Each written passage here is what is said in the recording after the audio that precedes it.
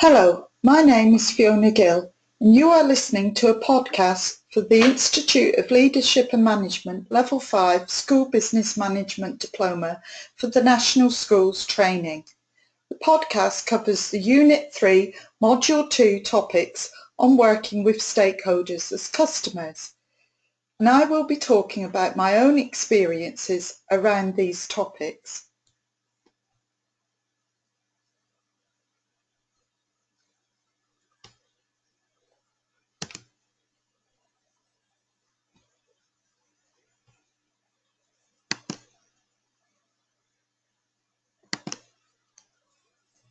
I will discuss my SBM reflections on how I understand the concepts, tools or theories raised within the module.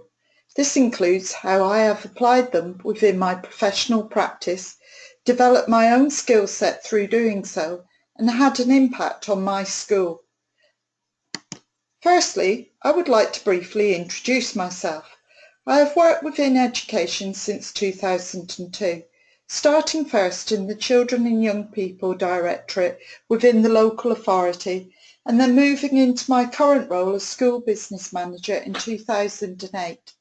Previously to this, I worked within the Ministry of Defence in Devon and for a private sector company managing the finance department and salaries. I have completed a degree in School Business Management with Manchester Metropolitan University and completed the Level 4 CIPFA certificate in School Financial Skills.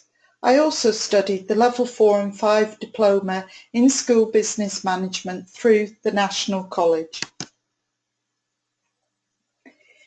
It can create uneasiness to discuss the teaching of children along with business models and concepts, and to talk about our main stakeholders, both parents and pupils, as consumers. However, experience in an educational setting has identified to me that marketing, maintaining reputations, informing prospective parents of your school's unique selling point is crucial in today's increasingly competitive education market. Just as the private sector could learn from schools, so could we learn from commercial organisations in developing a focus on the pupils and parents as our customers. As school business managers, we need to ensure that our clients are at the forefront of our decision making, thereby building confidence and loyalty with stakeholders and delivering results. More and more within education, we are reading about school branding, and companies are growing which offer schools a complete marketing package with a full spectrum of digital, creative and design services.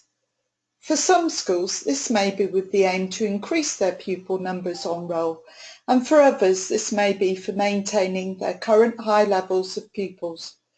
For long-term plans, parents as the customer should be made aware of the school's performance. Ultimately, this could avoid parents starting a campaign for a competitive free school to open up down the road from your school or within your trust. Developing a customer focus in schools is not new, but it has evolved into a larger aspect of the school business manager's role. This is clearly identified in the section on marketing within the National Association of School Business Management's Professional Standards, issued at the end of 2015. The first signs of the movement to a customer-led strategy by schools was evident from the emergence of glossy prospectus booklets. This has been followed by revisions of school logo designs and branding, digital and wide format printing, installation of signage, vehicle sign writing, promotional items, and a variety of graphic design jobs and web design work. The explosion of IT media such as Facebook, website use and Twitter has resulted in schools diversifying into using these channels for their brand image. Initially set up as a communication tool, schools soon started realising the power in engaging their customers through these medias.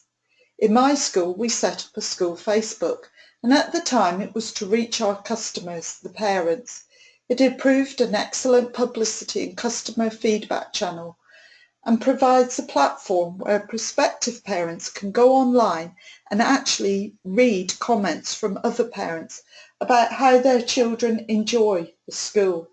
This virtual word of mouth has proven to be more powerful than any advertising campaign or glossy prospectus. Ultimately, it has also improved the school's relationship with parents as stakeholders. The Facebook initiative and the investment and regular updates to the school website have resulted in engaging with our local community. Schools cannot afford to stay behind their main gates. A variety of stakeholder groups want to find out what is going on and want to be informed. However, this all adds to a school business manager's weekly workload, and it has to be accepted that if there is not the provision of in-house services to create and maintain this professional skill, then there will be a need to seek external professional support. I feel sure that if you carried out an analysis of school budget allocations, you would find that most schools will now have money allocated aside for customer and marketing-led activities. For academies, multi-academy trusts, free schools and all other types of schools, and as school business managers and directors, we need to keep in focus that we are public sector workers and that the money for our resources, the school and our salaries, comes from government. Therefore, our school budget may not come directly out of someone's purse or wallet, but the customers have indirectly paid for our school. Therefore, just like paying across money over the counter in a shop, you would not expect to receive a half-used loaf of bread. We have a duty to ensure that our schools meet the expectations of our customers. To be sure of this, we firstly need to find out those expectations, and we can do this through asking. Again, this is something akin to tools used in the private sector, questionnaires and surveys on customer reactions, feedback and input. In my school, evaluations and feedback are regularly sought from parents, pupils and staff. This provides evidence of our achievements, but also where we need to improve. Again, this helps to develop a positive relationship with the stakeholders as customers. One such questionnaire to parents in my school was to ask about the future need for extended services and importantly to find out the session charge that parents as customers would be willing to pay.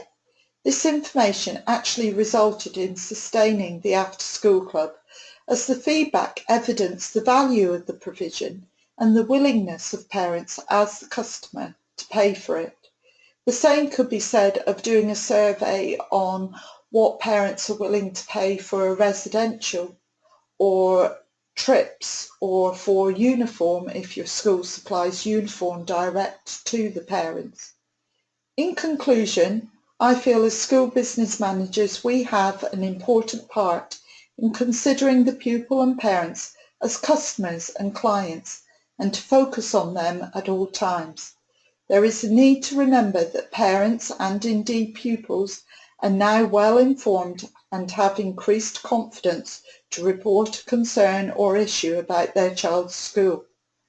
However, this should not be treated as the negative but used to the school's advantage to find out how improvements can be made to get back on track and the customers and clients remain satisfied and complimentary with the education service provided by the school or trust, and ultimately that we can be sure that the service we are providing in teaching and learning our pupils is efficient and effective. We have come to the end of this podcast. If you have any questions specific to the podcast, please send me an email. For all other questions, please ask your National Schools Training Tutor. Further discussions and debates can be posted onto the online forum to encourage collaboration, shared thoughts and questions amongst professionals. Thank you for listening to this podcast. I hope that you found it helpful.